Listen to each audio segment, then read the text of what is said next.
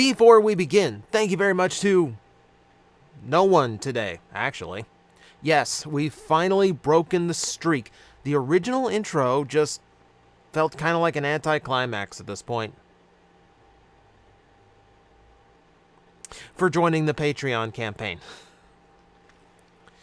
One of the most you want me to debate my whole audience. What are you doing? Thank you very much for the fun shout out, though. I do appreciate it. You guys like to know when the shout out streak is in danger, so I'll tell you, there is one left in the queue. I know a lot of people want to make it a full year, and I know a few want to make it infinite. So I'll give you the heads up, because I kind of want to I kind of want to see this like go at least a year. Then we're gonna reevaluate it. Then we're gonna talk about how this is done. But that is for then. Right now, you have your warning. The shout-outs are almost dry.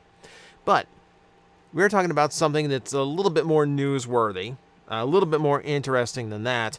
So we finally know how we're getting the Earth Mode Hound figure that we've been staring at for over a year. It's going to be in a Generation Selects 5-pack of 84 Autobots, taken from Earthrise and Studio Series 86.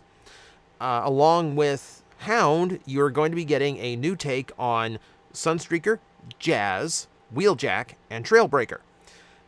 And everyone's kind of buzzing about exactly how this is going to be presented. A lot are presuming battle damage, which I think would be a huge mistake, especially if this Hound that we've been looking at gets changed for no reason. Also because that would make our 86 or our 84 collection that we've been nurturing since Legacy and War for Cybertron started. Yeah, that would really mess things up. Let's not do that. Let's just randomly have all these clean figures and then just a battle damaged Hound thrown in. I am expecting animation colors using the Sunbow models, so gray on the Wheeljack, lighter tone, like a dark gray instead of black for Trailbreaker, and for Hound to just look like this. I think that's the play, just to make it look straight up like Hound. Also, no clear plastic, because that ruined that Jazz figure. The point being, it's got a whole lot of discussion going on about Generation Selects, and while we're discussing this line, I think it's time to figure out what exactly is going on with this, because it does sound really, really weird that this is our first Selects announcement for 2024, and it's not even an announcement yet. It's just a listing. We don't have listings for anything else in the line except for this. So let's quickly look over what this line has been so far. Here is your list of all the Hasbro released Selects figures, and it's an interesting and eclectic mix. They try to do quite a bit with this. They try to update figures that are incredibly obscure. They try to complete sets that the main lines don't quite get to finish. They like to have obscure pulls or homages from the past, which ironically looks like the homages from back in the day. But they also try to just answer what a lot of fans would want that otherwise would not work at retail. So we gotta start out on this during Power of the Primes, only 2 figures released at the time, and then we just kind of ramped it up. Siege had 10 figures if you include the imported version of Sound Blaster. And then Earthrise, you can see, had 15 in Generation Selects. Keep in mind, there are entire Transformer toy lines that came out in actual stores that had less figures in it than that. So this is kind of a huge thing. Keep in mind, Selects was envisioned as essentially fan channel exclusive figures. By that meaning shops like Big Bad Toy Store, Amazon, essentially online exclusive toys. So that's why they had the plain brown boxes. They didn't have to worry about them being on an actual toy shelf. The idea was to give people a way of buying these basically super obscure or just figures we didn't have space for in a way that was convenient for them and didn't take up slots at the retail level where things like this wouldn't have really worked. And in some cases, that actually works really, really well. So, for instance, things like Shockwave here. Or I'm sorry, Galactic Man Shockwave. A lot of people in the fandom know this one. I mean, it is the other version of that mold that Radio Shack did back in the day. This one is a case of there's really no other way of repainting Shockwave outside of Energon 6-shot, but that's a stretch without the tank mode. Point being, you don't really have a way of switching this guy out. So instead, you have to do this obscure pull of repaint in order to actually get the mold out a second time. And this is way too obscure to work at retail, and frankly, not very eye-catching. Let's admit, there is one dot of color on this entire figure, and it's right there in the eye. So Selects is a perfect place to release something like this. Also perfect is things like Exhaust, where the figure's history and homage is somewhat risky at retail. And by the way, this deco slaps on this figure. I got it for Christmas, and I think I honestly like it better than the actual Wheeljack figure. And it's just that the red just looks super sharp in the vehicle mode. I actually really like this one. And yeah, it's one of those figures that a lot of collectors know about because it was one of the rare figures in G1 that had a unique element, the remolded head, that never made it to US retail back in the day. And it never got reissued either because the Wheeljack mold got lost. So we have to get it this way. We have to wait for obscure homages like this. And I think that is a great use. So are things like this. Stepper and Artfire. They are some of the first exclusives you would find out about as you joined the internet Transformer fandom. G1 toys that never came out in America. And it's more confusing because these are just straight repaints. You're telling me Hasbro didn't release just like normal repaints? Kind of weird. Like that seemed like an obvious shoe-in. But Selects is a great way of getting that out. Again, something that we would know in the fandom, but wouldn't quite work at retail. Inferno's not a very well-sold mold at retail level, and this is basically just him with a white torso. So it's not the most exciting of figures. I can understand why it came out the way it did. One of my personal favorites was Rotor Storm. Aside from just the fact that I really like Euro G1 stuff, I think this figure is hilarious at what it's attempting to do. There are 3 painted cockpits on this figure, and the vehicle only uses one of them. I think that is hysterical. Also, the fact that different heads on different releases, that's also a little bit weird, but hey, not begrudging it. I think it's cool that they went this way. I wish we'd do more Euro G1 and stuff like this. But then Selects also did like really weird stuff that honestly doesn't seem to really work. They did Red Wing. Now Red Wing exists because of a miscommunication between Hasbro, FunPub, and Takara. It's not a character that's supposed to exist and has next to no fiction attached to it. They did it just because they hadn't done an all-red Seeker before. So you're either getting this one because, hey, it's a Seeker in a color that hasn't been done, or you're a really big Detroit hockey fan. One or the other. It's just a really weird one to do, right? And because it's got nothing behind it. And speaking of having next to nothing behind it, you've got these kind of releases. Now, I think this might have even worked at retail, but not with the name DK2, not DK2 Guard, right? DK2 Guard. Yeah, that sounds like an incredibly exciting figure to own, doesn't it? It's not a bad deco, it's not a bad take on the Ironhide mold, the package itself is boring. It just looks and sounds boring. You just don't do it. I don't know. It's a frustrating one. It's a frustrating one. Yeah, and then things like this. This is where I feel like Selects was really trying to take over when we lost FunPub, of just doing those completely out-of-pocket, super obscure repaints that you just never expected us to get toys of before. And don't get me wrong, that's not a bad idea. But when you're doing things like this, a repaint of a version of Hero Megatron from the 90s that never made it to retail and only existed as A, one picture in a trade magazine, and B, one fun pub figure that was already released to try and capitalize on that. Who's really gonna know about it to even pull? Like, I know people who are in the fandom who didn't know where this came from. I know people who like are really into Transformers who saw this figure announced and went, I have no idea what that is. It's a stupidly obscure Megatron deco is what it is. And really, not the most pleasant deco, if we're being completely honest. Keep in mind, this one came out well before the much better and much more well-known Generation 2 deco of the Earth version of this toy. And then, yeah, how about more Diaclone? There's so much Diaclone in Selects, and I get it. I really do. But the thing with the Diaclone releases, it just seems like they always come up short, and they always just come across as generic and boring, This is Lift Ticket, which might be one of the worst Transformer names I ever heard. It doesn't even sound cool.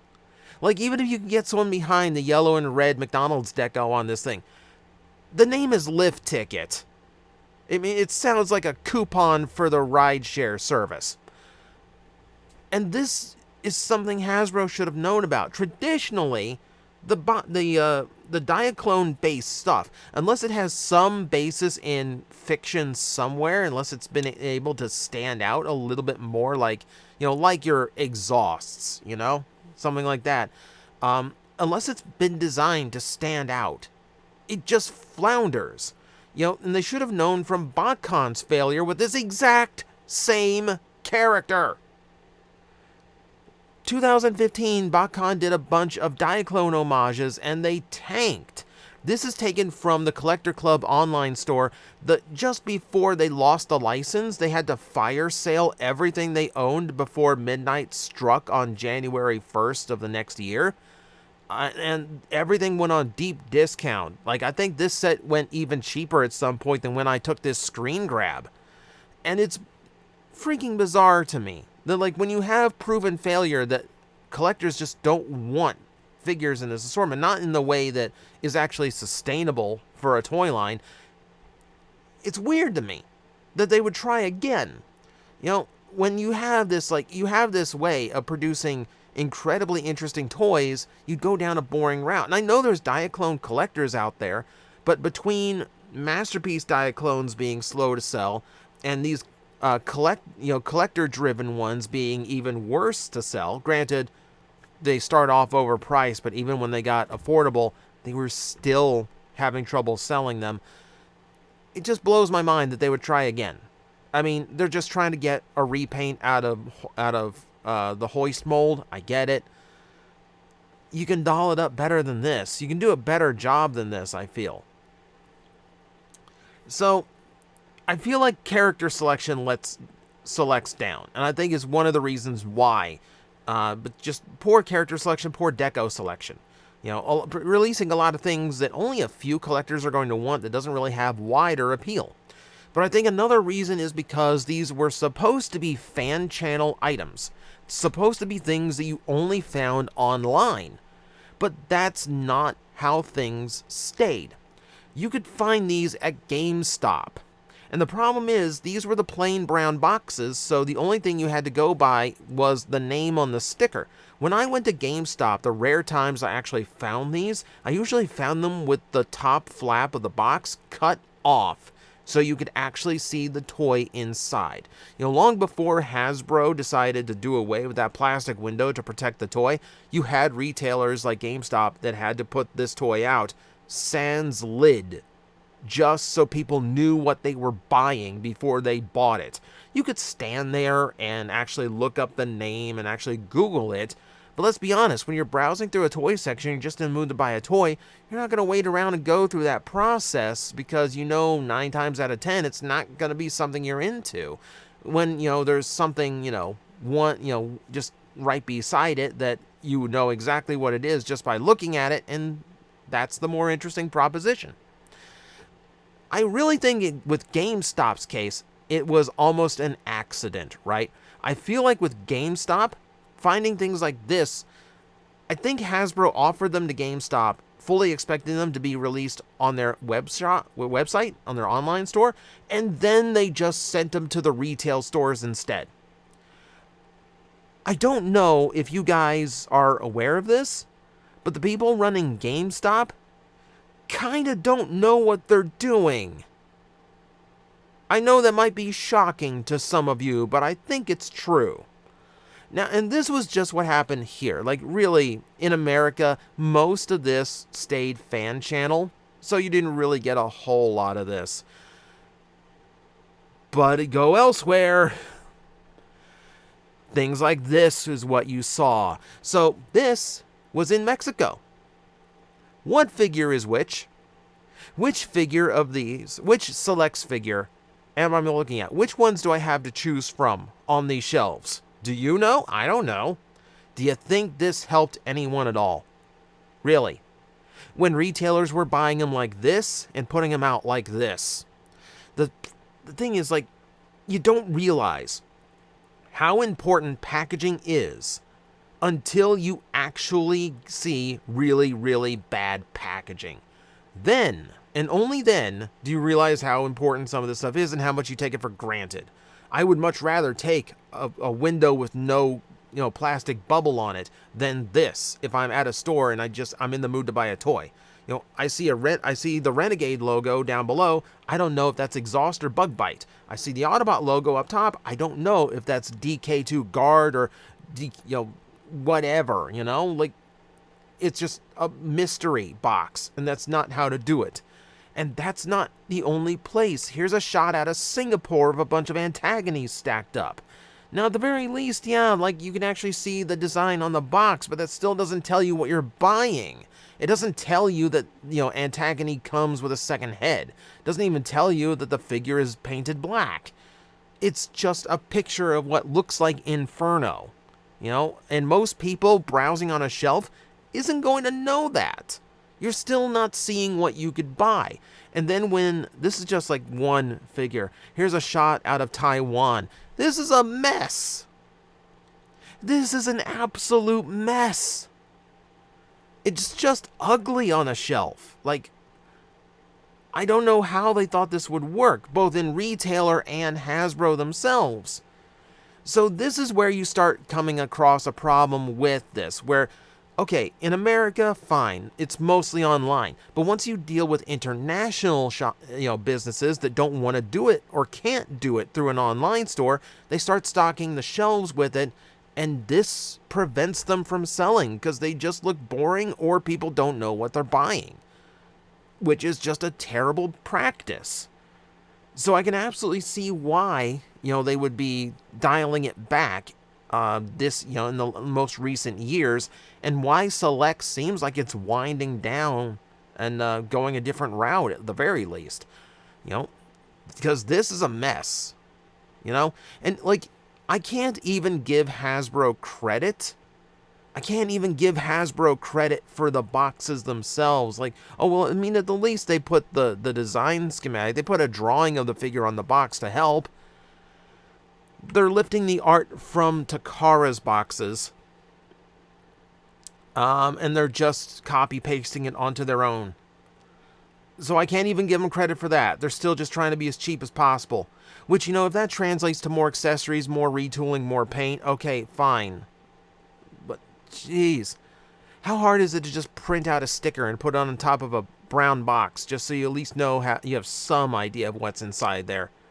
We have a Select figure down at the shop. It's a deep cover, and no one buys it because half the people who come in don't even realize what it is, and the people who do, like, they have to open it up, and like I feel like every time you open that, the box is wearing down more and more, which means it's going to look worse and worse and has less chance of selling. It's a mess. And then you look at what Takara was doing with Selects, and it's night and day.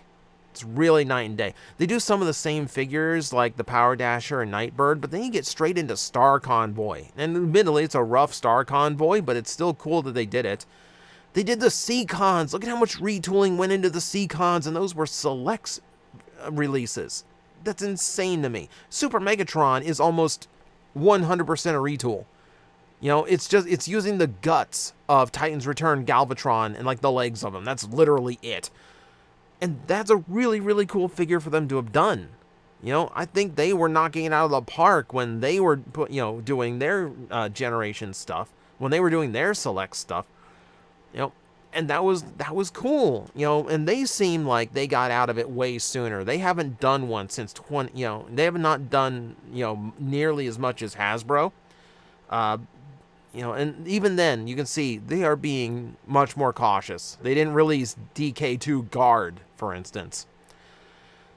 But yeah, that seems to be where Selects is at right now. Like, we had a nice little heyday, but between really strange distribution choices and just really strange character choices, it just feels like the whole thing was just designed to fail. Like, it was trying to capture a market that Hasbro should have known wasn't that large to begin with, because FunPub already proved the number of fans weren't there for that. So it is what it is. I'm hoping Select sticks around. I'm just hoping that Hasbro's a little bit more choosy with it. So maybe, fingers crossed, this 5-pack is not the end and we start seeing some clever stuff out of the line. But who knows? So thank you very much for watching. My dog is very angry at something outside, so I'm going to see if Amazon is here right now. But as always, I do appreciate all of you stopping in. I hope you enjoyed, and I will see you next time.